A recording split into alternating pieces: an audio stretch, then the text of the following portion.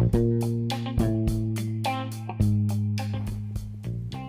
this is Mike from the Graphic Novel Show. Are you interested in starting and running your own podcast? Well, you know, this is the second one that we've done. We used to do a different one, and we decided to start this one. And last time we used Anchor, and you know what? We decided to go back with Anchor again because they are the easiest way to make a podcast. They give you everything you need in one place for free. You can do it right from your phone or on your computer. Anchor gives you creation tools that allow you to record and edit your podcast so it sounds great. You can do that right from your phone. That's quite amazing. They'll also distribute your podcast for you so it can be heard everywhere, like Spotify, Apple Podcasts, Google Podcasts, and many more. You can easily make money from your podcast with no minimum listenership. Now, what you need to do is go download the Anchor app or go to anchor.fm to get started.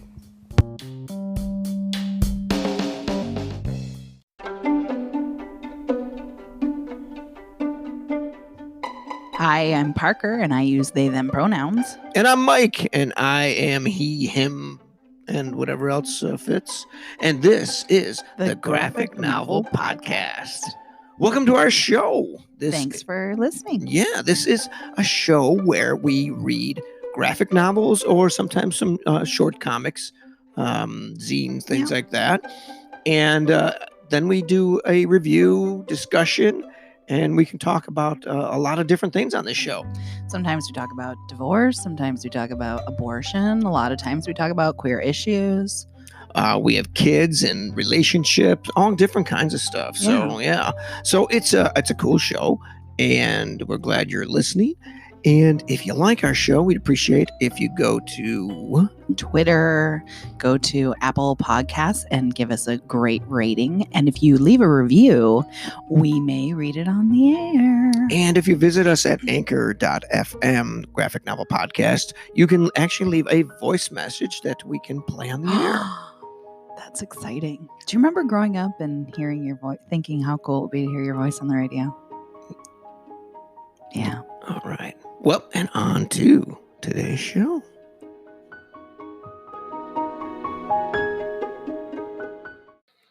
Hi, Mike. Hey, Parker. How is it going? What was that? Are you practicing the... No, I wasn't practicing anything. I'm good. I'm good. How are you? Good. Did you answer before I asked you? You were like... I don't know if I was answering for you or I was answering for myself. I'm not quite sure which one it was. So you better say you're good.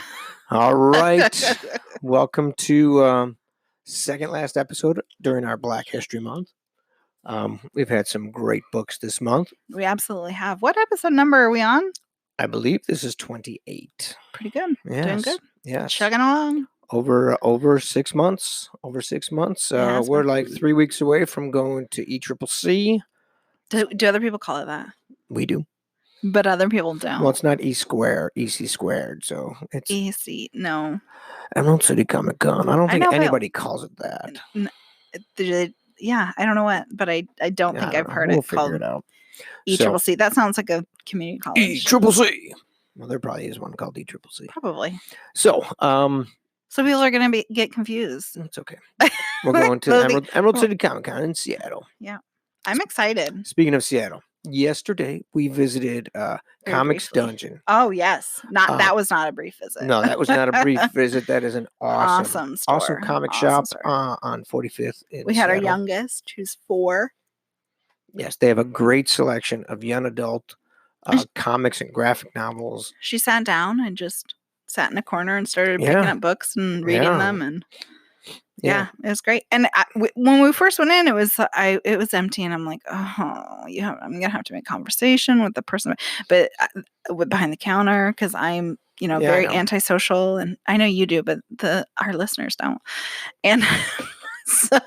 I think they know by now. Do you forget that we're having a conversation with other people? I think they know by now. They might not. Anyway, so I don't know. Do you enjoy walking into stores when nobody's in there? No. And comic shops, even though I did a comic show for 7 years and walked into comic shops almost weekly, I still just they always just feel weird. Comic shops are just a weird place. And this one felt kind of inviting. Yeah. I mean, not in it wasn't like dirty and grimy, and I mean, I don't know, that's kind of what I get. What I kind of get, like, We the went to floors this- are dirty, and that's we- the kind of feeling that I get when I We walk went to into a this lot of comic book place- shops, and this place was Mhm. not that at all. We went to this It was place clean. that had games Yes. in Everett. And it was one of those kind of places where you didn't want to walk in there. They were like all playing Magic the Gathering or whatever they were In playing. Everett? Don't I don't go any remember where further. you're talking about. I know. Don't go any further. You didn't go Okay. in. Oh, We okay. were with your brother. Oh, okay. And it was one of those places where you walk in and you immediately feel uncomfortable because Yeah. everybody's there and they're all just being nerds, which is fine. You're uncomfortable with nerds. Is that what you're No, saying? It's but- probably the one place where nerds feel comfortable, so we really shouldn't complain. Yeah, but I'm sorry. I've gone into hundreds of comic shops over the years. Yeah, I know. And they always just they don't feel comfortable. Yeah. I I mean, honestly, if they had a couple, like, Chair. armchairs, comfy, like, I would have sat down for Yeah. hours. no, They don't probably want you to, exactly. to do that, but it was a comfortable place, and it was just like, They have a great selection of manga. They have tons of they have a good superhero selection, and they have a ton of graphic novels, all kinds of stuff, memoir, queer. yes, and I everything. loved that I mean, I like to walk in and, like, I know that I like queer graphic novels, so I will go right for the queer section and, look at how Right. much they have. This place had so much queer stuff that they didn't need to do that. Like, it was throughout the entire store, and it was so cool. Yep. The one that we went to down in Seattle not long ago, their queer section has shrunk a little bit, I feel like. Yeah. So I was a little disappointed when we went there to find that, but Yeah, but this was, place, it was great, and like, everywhere I looked, I found the book for next week, which was brand new. and they had zines and stuff too. Yeah. Not all places. Yeah, have they that. had local artists and Uh-huh. stuff. So yeah, they had it was a great selection, and Yeah. they're a nonprofit too. Oh, that's right. That's Yeah, right. I so- forgot about that. So yeah, so that's really cool, and that was one of the reasons why I wanted to check them out. But yeah, it was cool. We'll definitely be going back there. Absolutely. Yeah. But we picked up our book for next week, which is going to be really good too. Yeah. I'm excited. I already started about reading. it. I already started reading that one. Yeah. All right, so we've got two this week. We got a quick one. We picked this up when we were at a short run. It's called Black Sheep. They're small. What do you call them? 5.5 by 8. Not really. They're little small Zines. comic books. Yeah, they're bigger than zines, but Yeah, but they're the full color covers and interiors. but we got We got 3 of issues them. 2 through 2 through 4. 4. So 2 and 3 and 4, and so there's one on the front, and then 5 and 6 on the end that we don't. Yeah, but I was just looking for some stuff, and this is I was just looking for some things for some different stuff, and so I decided to grab those. And what the heck's his name? Frito. It's Frederick Noland. Frito. I liked it. Yeah. It was. It was interesting. I like his art. I like his artwork. He's really good at this stuff. I loved the artwork, Yeah. the detail, and Mhm. I really did like the artwork a lot. The stories were funky. And there was a lot to it, considering what a small Oh yeah. yeah. Mhm. And each one had several different stories in it too. Yeah. Well, If I'm remembering the correctly. first one, number 2, had 1, 2, 4 stories.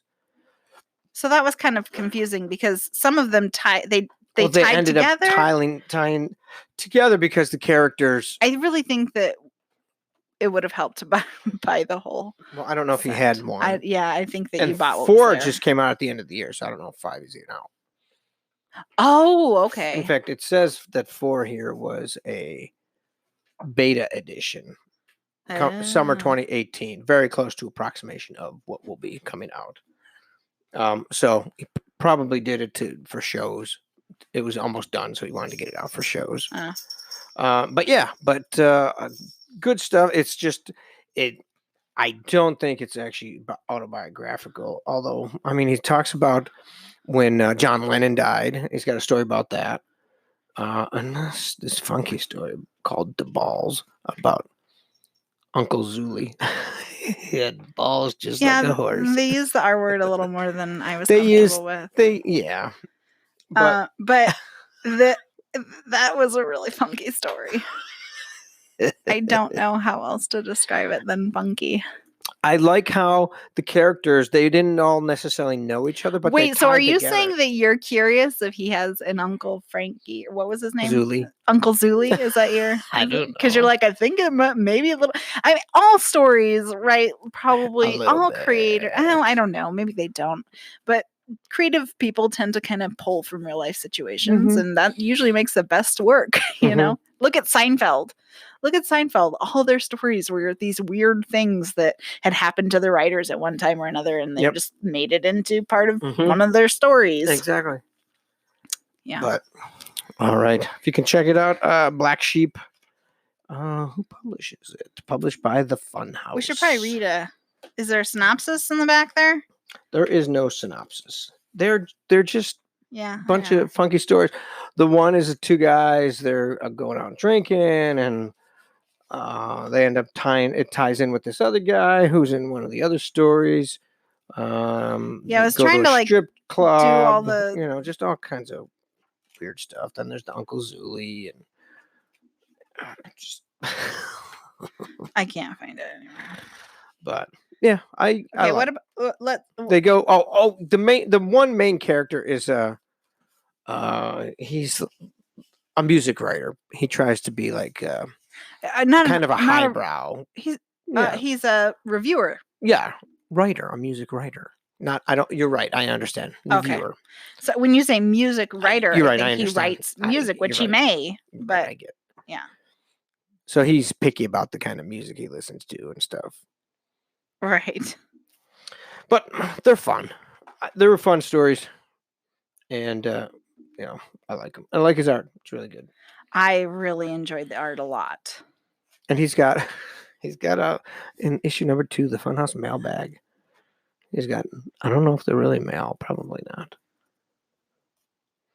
Anyhow, on to our main story of the week. Wait, before we go on. This is Black History Month, so what is going on? Oh man, never mind. What? I can't remember that. I remembered that I wanted to talk about something, and I thought if I just start talking about it, it's going to come back to me. But I can't. It won't happen, and then I'll just be stuck in the middle of a story. I know what it briefly is about, but I don't remember. Okay, so I was working out at the gym today. Oh, okay. And I was listening to a podcast, and they were talking about. No, I can't do it. I don't remember. The podcast was what is that podcast that I can't? It's sitting on the tip of my tongue. Which one is it? Just between us. Between us. Okay. So they're talking about how they don't read like negative. They don't read the comments on their and they were both YouTube influencers at one time, and so one of them. This is terrible that I don't remember which one, but anyways, the one said she never reads anything, and the other one that says. One's Gabby, and I think it was Gabby that said, I don't read anything. And she's like, I don't believe you. Like, I know that you've read comments. And so the whole thing was, God, I can't believe that I'm stuck here. I don't know what I'm saying. What about them arguing about them pretending to say that they she's like, I don't read the negative. She goes, it's not my business what people think of me. Like people can like I can, and they were talking about like how people go online and be like, this book was whatever, and this podcast is terrible, and it's like, is it really terrible, or is it just not your kind of podcast? Like, exactly, I hate horror movies, and I'm watching a horror movie, and I'm gonna tell everybody how I hate horror movies because so this horror movie is terrible. Yeah And going on and on about oh my God, it was so funny. And I just forget the point that I was going to make. Well, yeah. Other than, I don't know, the point that they were trying to make was please rank us. Yeah. Please rank us and give us 5 stars. That's where it all came from. She's just like, We won't read it if you say something nasty. Oh, okay. Just give us 5 stars, but give us 5 stars. If you don't like us, then just, you can move along. Not everybody's going to like us, and that's okay. Yeah. But it's a great podcast. But that's the thing too. We'll talk about that when we do her book too. But that's the thing. Not everybody likes everything. And when we used to do our beer podcast, same thing. Yeah. You like a lot of different styles. Yeah, so we tried to get all the styles so that we had a nice variety. And you were like, this is a great porter, except that I hate porters, but I have to try this because it's the one we're doing. And Parker really likes. Yeah, and it's good beer. Yeah. It tastes good, but it's not something that I like. But can you really say that it tastes good if you don't like that kind of beer? Well, there were times where, I mean, you can tell that the flavor is good. Yeah. I mean, if we tasted, there was one time where we had. I don't know. I like all beers. There was the one time that we had gotten like 4 or 5 bottles from the one brewery in Yakima, and 1 or 2 of the bottles had a real funky flavor. But then we put the rest of them in the fridge and didn't touch them for like 6 months. And we went back. We're like, okay, well, we got these beers. And I'm like, whoa, this is great. They were good. Yeah. They were good. So something was just funky about those couple. Yeah.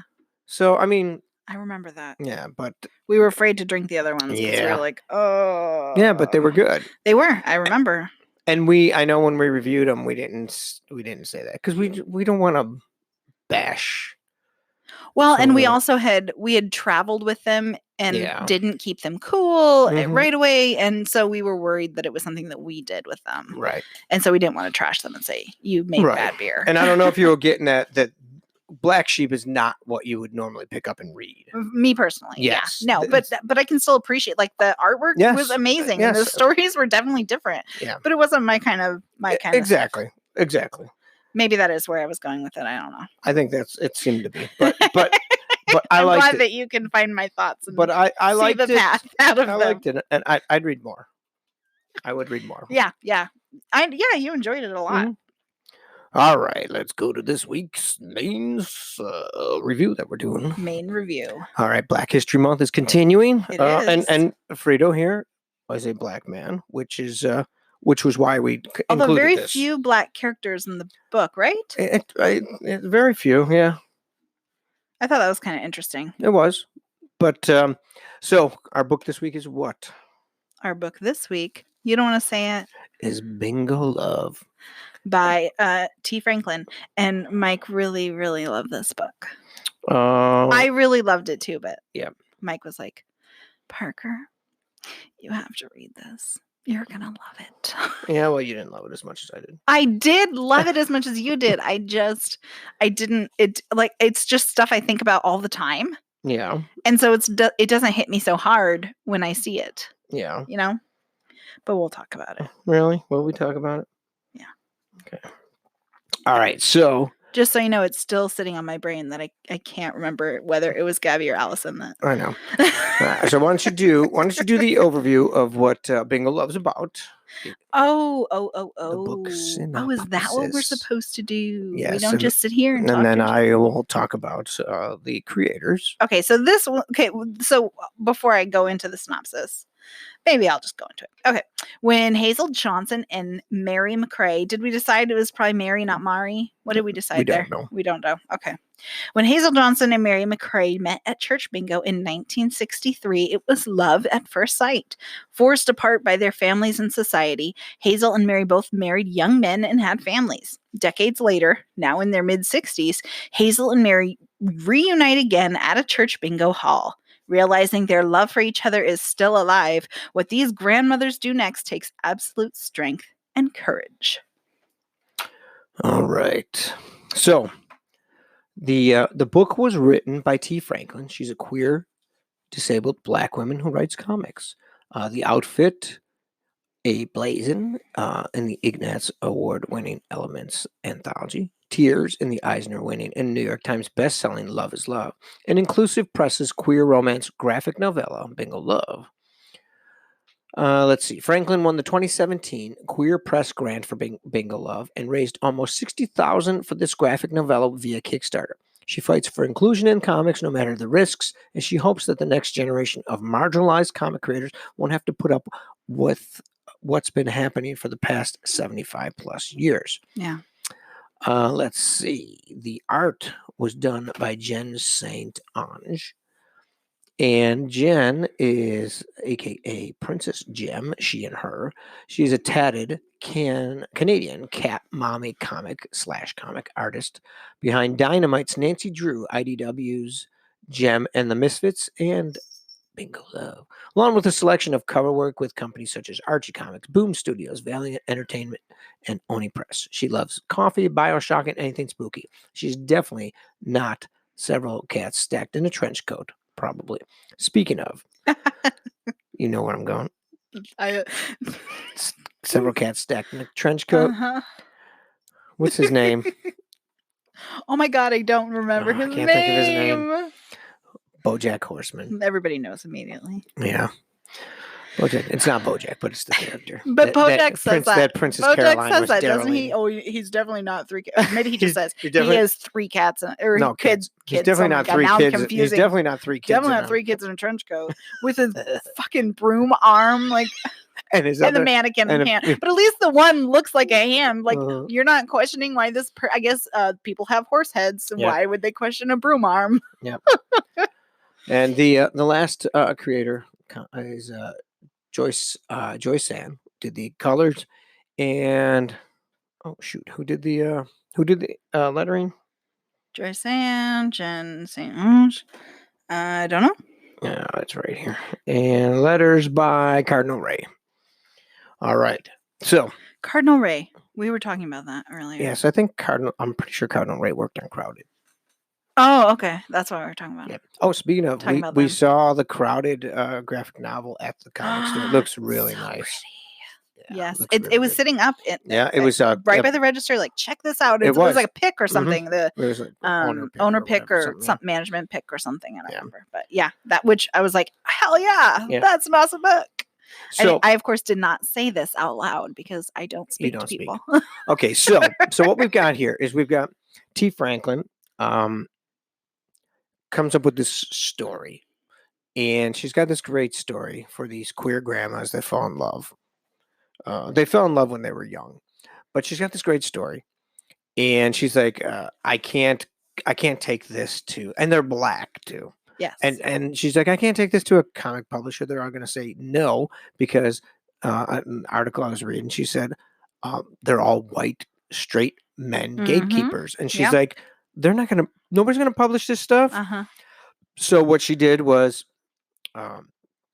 she hired Jen St. Ange, who apparently they were going to work on another project, and she had put out feelers for people to do artwork. And then she went to Jen and said, hey, you know what? We were going to work on something. Do you have time? And she said, yes. So what they did was they went back and forth. Wow. And she said, here's the story I've got. Can you give me some ideas? Here's the characters. This is what I want them to look like. And Jen came back. Went back and forth. And she's like, yes, you created these characters. These are who were in my head. Aww. You know, so they ended up working together. Wow. And then she said that Joy San came and did the amazing colors because it's beautiful. Oh, and yeah. Absolutely. And then Cardinal Ray must have done the lettering later on. But so what she did was she said, okay, we're gonna do this via Kickstarter. We're gonna put it out there. You know, if I can raise enough money, I'll print copies and send them out to people. Mm-hmm. So she talked to some other people who had made a lot of money doing Kickstarters, comic books. First day, doing well. By day 5, she raised $60,000. Can you imagine? I think it was 3 times what she expected. I'm sure. 3 times what In she 5 expected days. in 5 days. That's amazing. She went boom, and she's like, "See, fuckers, I knew that this would sell. Yeah. All you fucking white straight men that are gatekeeping all these comics, these comic companies. Yeah. Give us a chance. Yeah. Give us a chance and let us show that there are people that want to read this stuff. Absolutely. And it's a clean book. It's clean. It's good for any age, and it shows that there's stories that need to be told. And she did it. Image Comics came back and said, well, they didn't come back, but they came and they said, "Oh, you've got something on your hand here. Do you want us to distribute it?" So she did. They did the Kickstarter and sent all those out. Then Image got a whole bunch of other creators, and they created all this other content. Basically, they took some of the missing pieces of the story and they expanded on them. Uh-huh. And so they did a bunch of, they call them vignettes or something, short stories. And then they packaged it together as a bigger graphic novel. Yeah. With a bunch of other creators, not all Black, but a bunch of other creators, some of them well known in the industry. Yeah, it was very cool. Yes. And so the main story is the beginning of the book, which is like 90 pages. And then you got all these other backstory parts that fit in and make this fucking great. Yes. It is an amazing, this is the best love story. It seriously is. It always surprises me when you enjoy love stories, like romance stuff, because that's not who you tend to be. But yes, because this book hit home to me in multiple ways. It was just, first of all, it's a great story. Yeah. It's a great story. Amazing story. It is. It's amazing love story full of new love and heartbreak. So much heartbreak. But then the love again, these two people, they run into each other at a bingo hall 50 years later, both married, both have kids, both have grandchildren. I wonder why she didn't come back to the bingo hall. Oh, okay, Hazel but why? How didn't? I know there's a thing there. They never talk about, like, how did they just happen to be in the same town again? Because Mary originally was shipped away to another state. Yes, she was in another state for the second time. And yes, which we won't know till episode or book 2. I can't wait for book 2. Okay, so so she was, but I mean, I would think, but I would wish, I guess, that, I mean, she was a lawyer, right? Correct. So she was doing okay. Why didn't she go back? Why didn't she find her? Like, why? Because you think because you don't, and you don't know. They were married. Life moved on. No, I know. Life moved on. But they thought, I mean, she designed clothes for Mary, as an adult years later. Hazel designed clothes throughout her life. She always made clothes for her kids and stuff. And she always thought of Mary as she was designing them. Yeah. Mm-hmm. Oh, it's so romantic. It was. They just, and just. But that the love was still there too. It was like they saw each other and it was like back to 1963. Well, yeah, I mean, there's this kiss and like the sparks flew again. It was 50 years later. And the daughter was there and was like, what the fuck are you doing? Exactly. Exactly. I can only imagine. And that was like her parents. I mean, she probably saw her parents in that, Yeah, yeah. And it's interesting. And T. Franklin says that she was married. She has kids. Okay. And she brought her kids up to be accepting. So when she came out, first of all, her kids were all like, duh. Yeah. But then, I'm not sure, I didn't quite catch it, but they probably ended up getting, breaking up too. But it was her kids accepted her because she had taught them to be accepting. Whereas Hazel and Mary were shoved into the closet and told, you don't come out of that closet.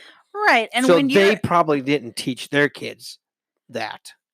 Oh, I see what you're saying. Mm-hmm. Yeah, probably not. But, I mean, it's that internalized homophobia. Because her kid freaked the fuck out, Right. And so when you not even because she was cheating, but she was kissing a woman. I think that was the bigger thing. Yeah. Oh, I'm sure that was part of it because it's shocking. Mm-hmm. She's obviously never talked to her mother about this before. Mm-hmm. And she was very pregnant too. That was part of it. Oh, yeah. And so and it was Mother's Day and there was like so many things piled on there. And so I'm sure that was a big part of it too. And so I don't know that they were necessarily raised not right. I mean, like, this is all right. I know what speculation, you're saying. obviously, but I wouldn't say that she probably didn't necessarily raise her kids to hate queer people. Right, but she probably didn't but go out it of her probably way. wasn't right. Yeah. Like, it wasn't something that was like brought up and Right. intentionally talked Right, about like we do with our right. kids. Exactly. And whereas it sounds like T. Franklin had but done that with her own we're kids. looking into this No, I a know lot, that. a lot more than Yes, but there's going to But be the- another book. I mean, so in there's those- going to be more. in those days. That wasn't something that you probably Yeah, talked about. yeah. You know. Yeah. So. But going back to why I like this so much, it was just, I don't mean to bore you. No. But we have a big age difference, and so I think about how many years we're gonna have together, and it just See, I think you didn't think about, like, I've always thought about this. I know you've told me that before, and I don't always think about it. It's just, you're an adult, I'm an adult, and we're just A living adult doing the adult things. Yes, and we've got kids and stuff, and we Yeah. and we but I'll be driving at work, and I'll think about the age difference and how old I'll be and how old you'll be at certain points and stuff, and I do. Yeah. Does that upset you? Mm-hmm. Yeah. Why? Because you won't. You'll be dead. I know I will be dead at some point, but I wish that we had more time together. Oh, that's so sweet. I've said the exact same thing to you before. I know, I know. but I wish. But I think that that's part of our relationship too. Is we have some codependency things, and it's typically not healthy in a relationship, but it works for us for whatever Does it? reason. I feel like it. Because you're dependent. I am dependent upon you. But I mean, I think about often that I want to spend every moment with you because I don't get to. You said that recently. I won't get to grow old with you necessarily. Yeah. I mean, it's kind of morbid, but no, I know, and I could die before you. I mean, I know anything can happen. Exactly. But no, I know. So I mean, we do have a weird life where we spend, like, we do everything together. But it doesn't feel. It doesn't feel weird to me. I mean, once in a while, which is, like. I mean, you were in two relationships before. I mean, you were in more than two relationships, but you were married twice before me, and both of those relationships were completely different than the relationship you have with me. Mm-hmm. But yet, it doesn't feel weird to you the way that we interact with each other. Yeah. No, because it feels right. Yeah, it does. Anyhow, so Bingo Love has this. It's just the Is back. this sappy enough for our listeners? Probably. They're like, fast forward. But the backstories that were created are just so good. They add to it. They add so much to the story. I mean, there's a few big pieces that weren't necessary for her story. Yeah. Yeah. But when you put these in there, it's just like, it's so good to know all these other parts of the story. Yeah. So it's very cool, and I really liked it. And we weren't originally going to do it because we were trying to find something, and we were gonna do another book. And I'm like, no, we need another book, so let's do this, because Black Sheep wasn't going to be enough. So we needed another book, and we did this, and I'm so glad we did. Me too. It really. I mean, we would have read it. I feel like we would have read it no matter what, but it wasn't necessarily going to be part of our Black History Month. But I'm really glad that we did too. And the representation is so important. I mean, how many Black queer kids are out there not thinking about when they're going to be old too? Yeah. Queer people grow old and are still in love, and they get to have these amazing stories. Yeah. Because of what? Well, yeah. Well, how many people come out, more common now, at 50, 60, 70, 80 years old, coming out and saying, Yeah, who was it? The actor that said that they're pansexual. From Star Wars. Star Wars. Yeah, I don't remember. I can't think of his name. But yes, said that We've just lost like all of our Star Wars fans. You know. That's all right. I'm so I'll sorry. them. But yeah, I mean, it's just some of these people. They're like, yeah, I've always been like this. It's just who I am. Yeah. Or this is who I am. I've always felt this, and you know. Well, I mean, I came out later in life. I'm certainly not 50, but I wasn't. I thought that I could fake my way through, and that's what you do. You know, you try and push it aside, and you know, if I just do this well enough, then it'll be fine. You know, I'll just you just get through the next day. You know, and so it took me a really long time, and out of fear, out of you know, I don't think I was brave enough to just come out. You know, and I was scared that. The things that like I was scared that people would be like think that it was just all about attention, that I was just doing it for attention. I feel like I can't name any time that it happened, but I feel like in my childhood a lot people would say that about me, that I was just doing things for attention. Yeah.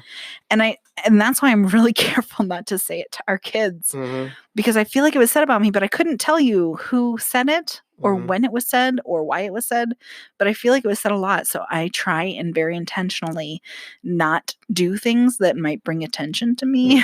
Okay. And that's one of the things that a lot of non-binary, trans, bisexual, especially too, people say is that it's just for attention.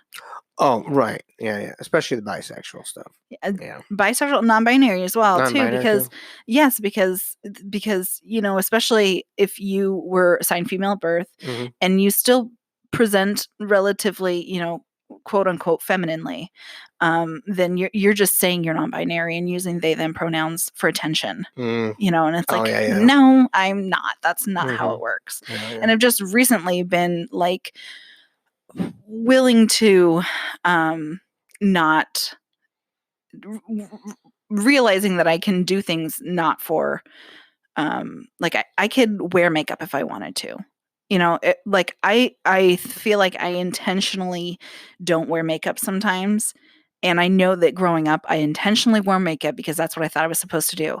So I did the whole, I can't go anywhere without my makeup on, even though I never did my makeup well. And I never really felt good in it. It never made me feel good. I thought that that's what I was supposed to do to be a real woman. And so I played that role. I feel like we're getting really off topic. I'm sorry. It's okay. But anyway, so I don't remember. Let's get back to the book. The end. The end. We're done. But, thanks for listening, folks. Yeah, no, I just realized that I was like, whoa, way over there. It's okay. I was just letting you talk. This is the only time I let you talk. So on a podcast, when people can point out that you're interrupting me constantly. So, but at what point did you want to interrupt me there? I didn't. I was just listening. I'm just kidding. It's okay. But yeah, the art is amazing. The story's amazing. I mean, I don't know what else we can say about it. It's just such a good book. We read it on Hoopla from Seattle Public Library. Yeah. And it's just such a good book. And it goes, that was the other thing. It goes into the future. So it ends in 2038. Right. And the thing I forgot, Image picked it up. I don't know if I mentioned this earlier. Image picked it up. They did a first print run, and before it even came out, it was sold out. They must have sold out through pre-orders. Oh yeah, I think you said this off air. Yes, and then they had to go to a second printing. I don't know. Now they might be. Who knows? They could be in a second, third printing. But for a comic like this, amazing. It's just so good that people want, and there's obviously a need for more stories like this.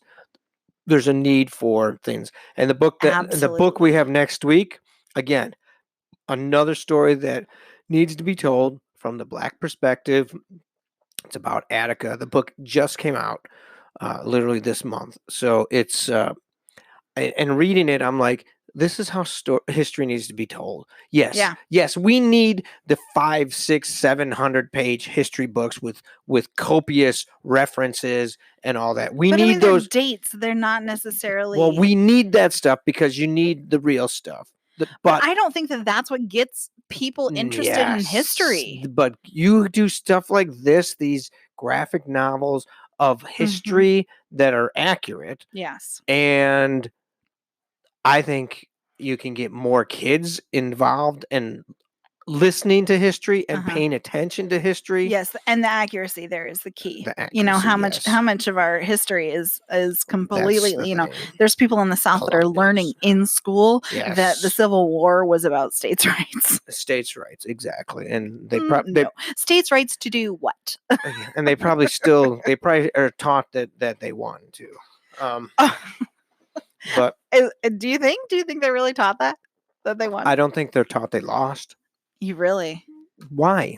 I don't think they're taught they're lost. They probably taught some twisted thing to make it sound like agreed to end it. Yeah. So exactly. Anyhow, there's a book. It's not funny. No, it's not funny. No, it's horrible. It's terrible. This is a book that you need to read. You need to read it. Everybody should read it. I mean, it's if the message or the list of awards, there weren't all awards, but mentions, whatever, books of the year weren't good enough. A reason to. I mean, if you're interested in Black queer, and it's not even like it's just good. It's so good. If you're interested in that kind of stuff, and you want to check out what Grandmothers in Love is about, and you like love stories, it's something you need. I think it's aimed toward teens, right? There's nothing. I mean, not aimed toward, but there's nothing like no, it's completely R-rated. No, not at all. They don't have any kind of sexual stuff going on, because I feel like a lot of people hear queer and they immediately think it's all about the sex, like. Which is really frustrating, but a lot of it is talking about their teenage years too. Yeah, I'd say at least half of it was when they were teenage. Well, maybe not half, but a big chunk of it was when they were teenagers and going through school and. Yep. So amazing. Yep. Well, really good. Next week will be good. Last book of our Black History month. And until next week, my name is Mike. And I'm Parker. And this is the Graphic Novel Podcast.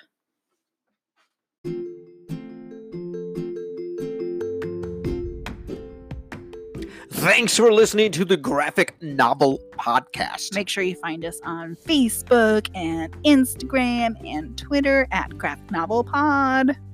The other places, I think it's Graphic Novel Podcast, but it's Graphic Novel Pod on Twitter.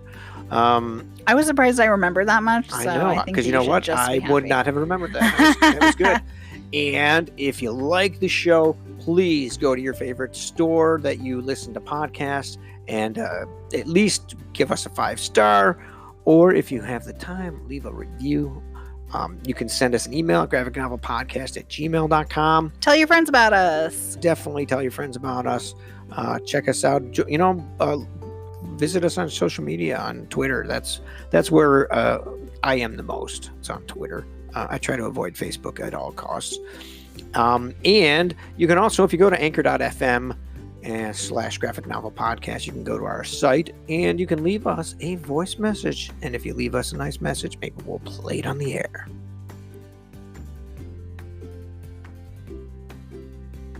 Is that it?